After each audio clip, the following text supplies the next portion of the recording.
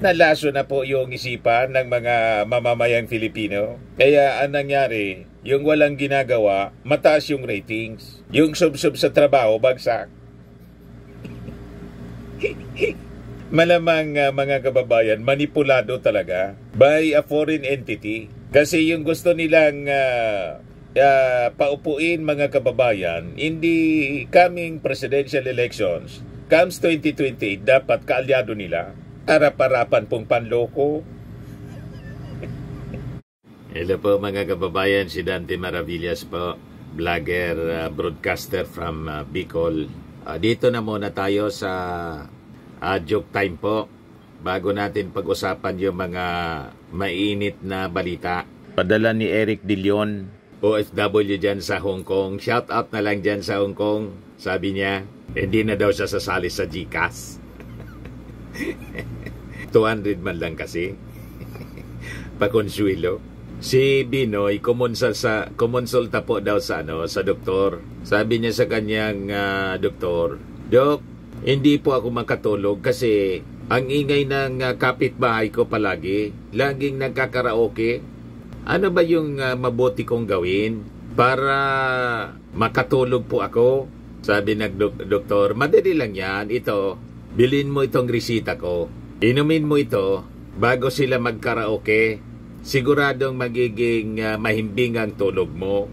Sabi ni Binoy, "Dok, wala po bang walang side effects itong sleeping pills na niresita po ninyo sa akin?" Sabi ng doktor, "Naku, wala. At hindi sleeping pills yan." Sabi ni Binoy, "Ano po itong niresita niyo sa akin? Pampabingian niya yan para hindi mo marinig ang ingay ng karaoke ng kapitbahay mo."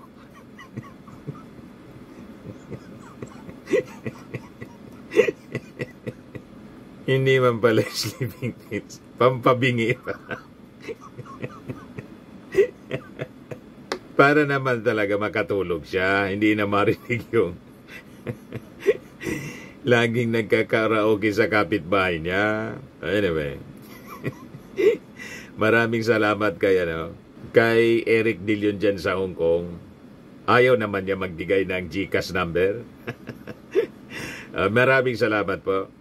Dito na po tayo sa ating seryosong kwento mga kababayan. Kasi in-interview mga kababayan si Sara Duterte ng mainstream media tungkol sa mataas na ratings niya. Sabi ni Sara, na-surprisean niya ako kasi mataas yung ratings ko. Kahit niya, grabe yung political attacks laban sa akin, binabaliktad talaga po nila. Sila yung atake ng atake. Kumbaga, Romeris back yung ating gobyerno, ang Palasyo Malacanang. Kasi kailangan ipaliwanag din ng Palasyo Malacanang yung kanilang stand. Kasi nagkalat yung fake news. At sabi nga ng Palasyo Malacanang, itong pagtaas ng ratings ni Sara, tapos bagsak yung ratings ng ating Pangulo, produktoan niya ito ng fake news.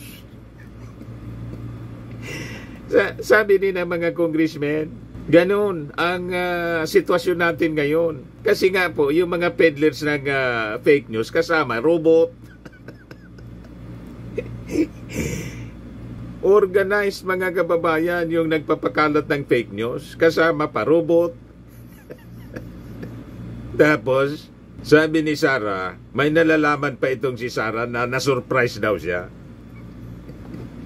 Paanong na-surprise? Na hindi naman po ito katakataka. Bakit mataas yung ratings niya? Unang-una, yung mga mamamayang Filipino hindi din maniwala. But anyway, ibigay ko sa inyo yung kanyang reaction po. Yan sabi rito, VP Sara surprised by surge in ratings amid political attacks. Sabi po sa report ng Manila Bulletin. Nakatawa. File photo po siya. Yan sabi ni Sara. Well, nagulat nga ako nung nakita po yung numbers ng nagpagtitiwala ng mga tao sa akin. Dahil sa sobrang dami ng lumalabas ng paninira sa kung saan man galing, sa mga politiko, galing sa social media, lahat, all sides, mirong paninira nakakagulat na tumataas yung numbers. Nagtaka ka pa? Halangan hindi mo alam yung mga ginagawa ng mga fake news peddlers. Doon nga sa payag mga kababayan ni Sara Duterte na confident daw siya, sabi ng mga abogado niya na malulusutan niya yung impeachment. Nagtaka rin si Tingog Party List Representative Jude Asidre. Sabi ni Congressman Asidre, di ko niya malaman kung saan kumukuha ng tiwala. Bakit masyadong confident itong si Sara Duterte sa impeachment laban sa kanya? Sabi ni Jude Asidre, what's puzzling is the arrogance of certainty coming from the Vice President. You cannot claim vindication when you have yet to offer a full and truthful accounting of public funds entrusted to your office. If she truly believes in the strength of her case, then she should welcome the trial as an opportunity to lay all her cards on the table. But right now, we are hearing a lot of posturing and very little substance. Sabi ni Jude Asidre, this is not a popularity contest. It is a constitutional process grounded in facts. Hindi sapat ang tapang sa salita. Ang kailangan ng taong bayan ay tapang na magsabi ng totoo at magpaliwanag. Hindi nga niya may paliwanag ng maayos kung saan napunta ang pundo. At ngayon, sabi ni Sara, doon sa result ng serving mataas siya, na-surprise niya ako.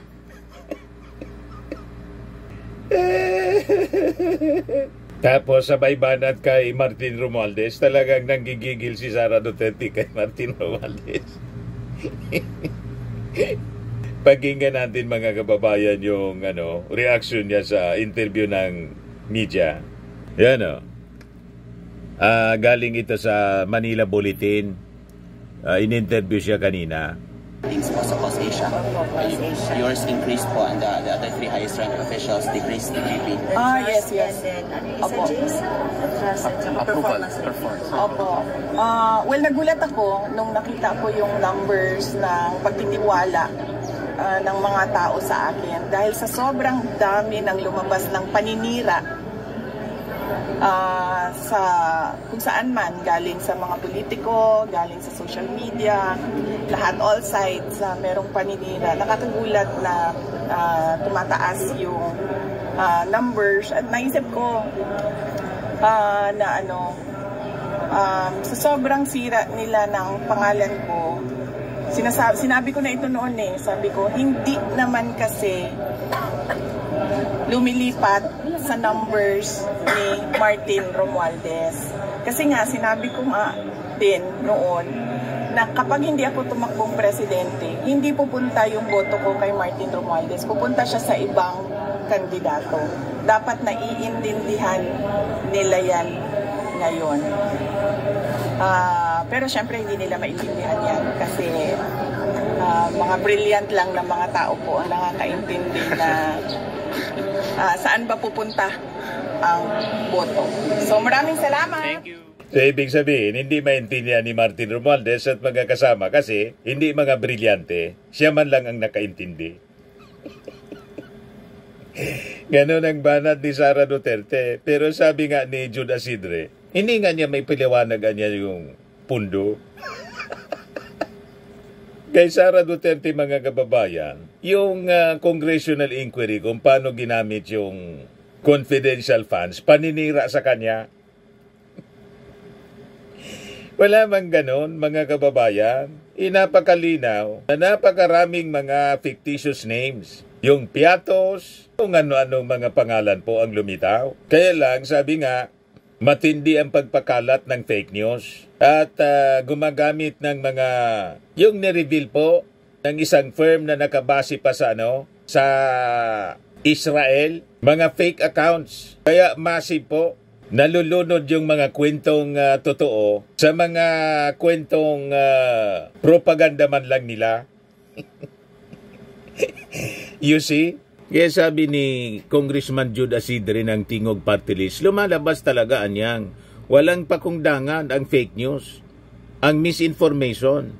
So, we will take it as a challenge to communicate ourselves better.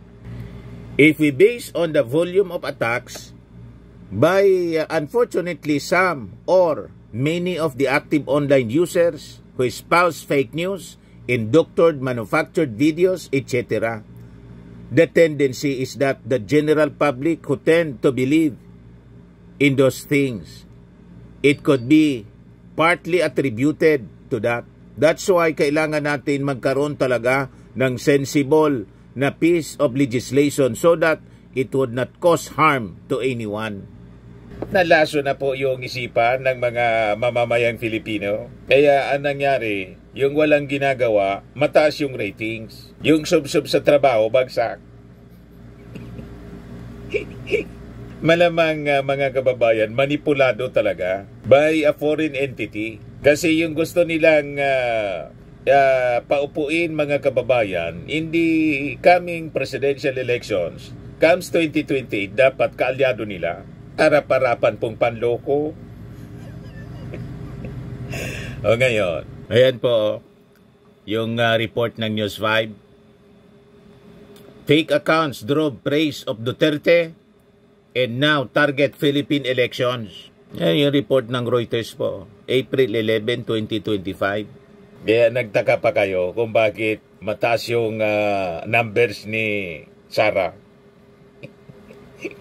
sa survey. Boosted ng mga propaganda sa social media mga kababayan na pinapakalat ng mga fake accounts. You see? Yan, sabi niya, a sophisticated network of fake social media accounts sprang to impassioned defense of former Philippine President Rodrigo Duterte after he was sent to the International Criminal Court to face charges over his bloody drug war. Around a third of accounts discussing the arrest on the platform X, mostly praising Duterte and lambasting the court, were fake according to research shared by Reuters by a tech firm that termed it a deliberate organized campaign. Nagets na ninyo kung bakit mataas ang ratings ni Sara? Suportado po.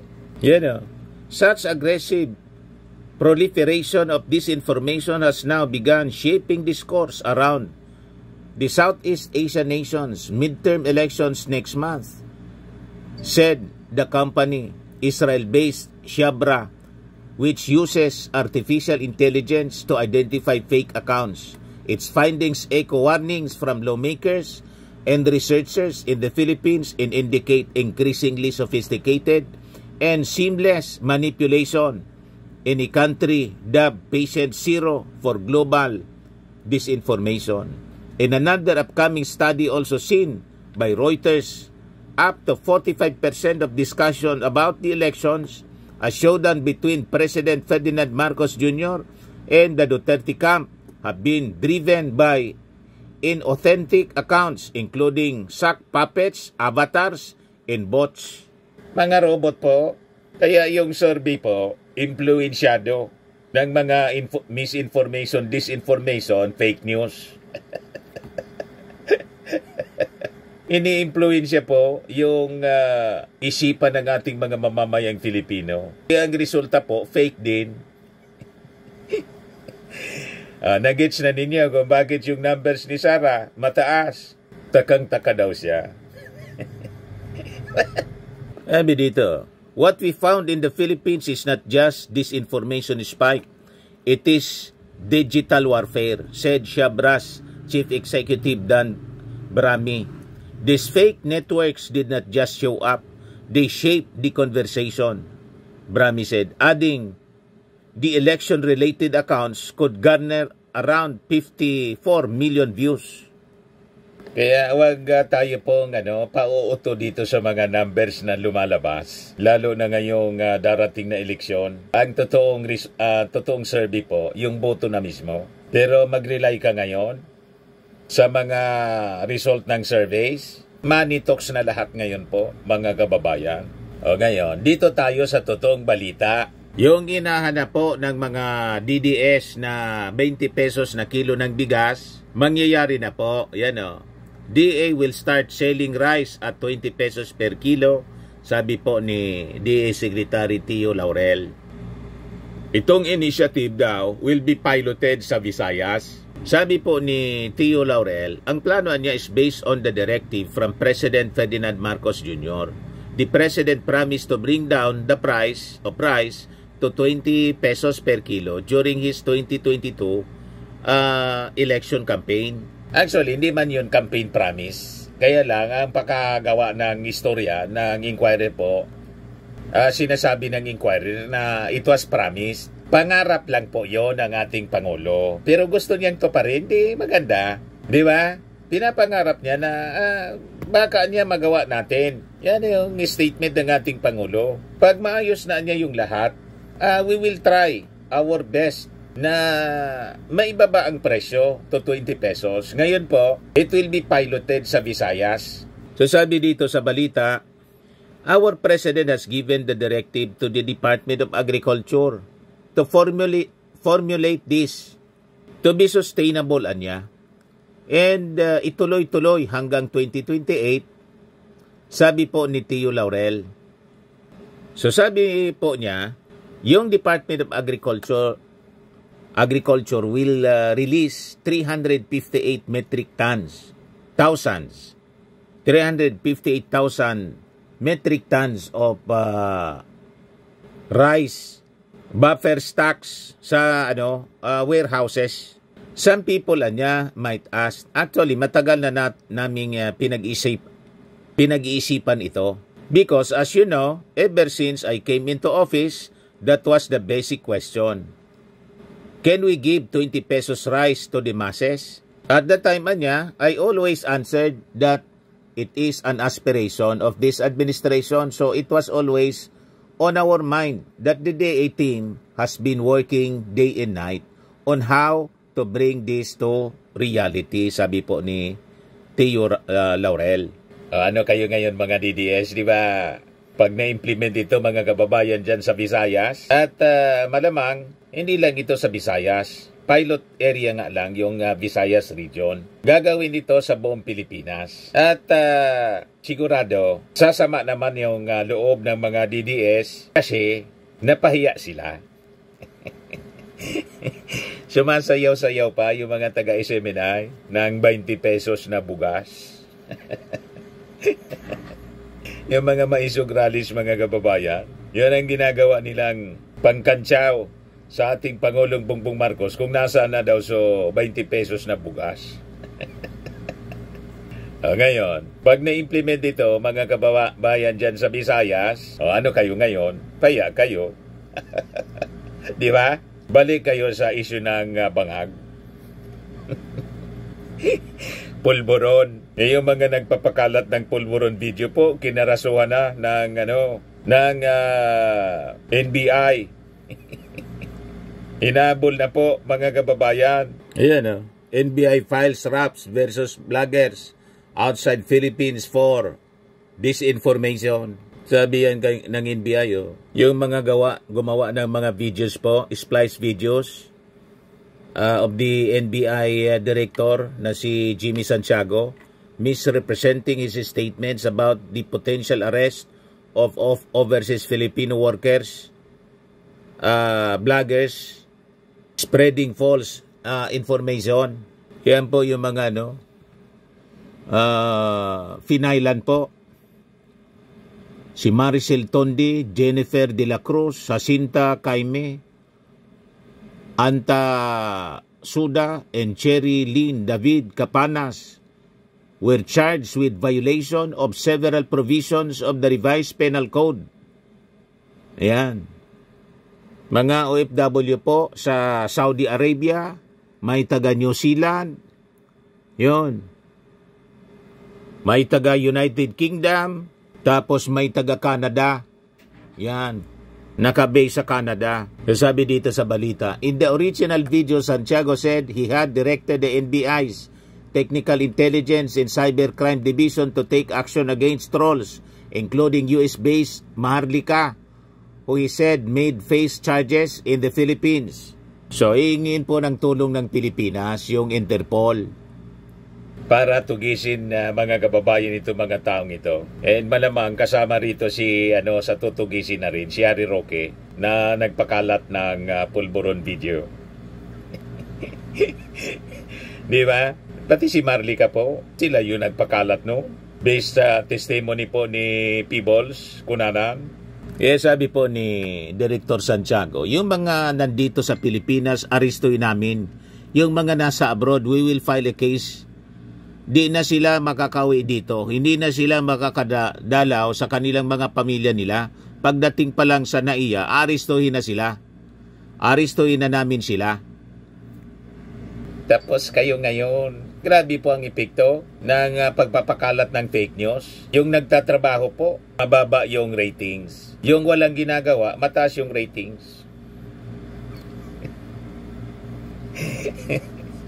Di ba? Huwag kami mga DDS. Yung mga pagmamalabis ninyo, matatapos din yan, siyempre. Tama pa? At itong ating programa, mga kababayan, atid sa inyo nitong ating mga sponsors. Firmax, Firming and Lifting Cream. Pinapay po sa mga pulses in affected area. Mainam po ito sa mga pains at paninigas ng mga kaso-kasuan. Ito sa mukha naman yung application, anti-aging, Automax po siya. Ito ay Glow 60, mga kababayan. Whitening po siya. Made in South Korea. Ito naman po, Ningxia Red Mix Fruit Drink. Gawa po siya sa goji berry. May anti-cancer properties po siya. At sa mga nagana po ng malinis and spacious fitness gym, pumunta lang po kayo sa aming Colossal Fitness Gym. May Grab car rental din po kami. At bills payment po sa aming office. At saka sa mga mahilig po sa mga imported bags, manood po kayo sa live selling ni Madam Aileen Rosales sa kanyang Aileen Closet po. Pati mga shoes, ito yung kanya po. Ito yung kanyang page. Kita ninyo, napakagandang mga online selling po siya. Si Madam Aileen Rosales. At cellphone number niya po, 773-798-7816. Ito naman po yung bago naming product na binibenta online. Eye Glow Serum, whitening po siya. Tingnan ninyo yung epekto sa aking anak na architect before and now. Yung mga inquiries po ninyo, dumiretso na lang kayo sa kanyang Facebook account, Riz Maravillas.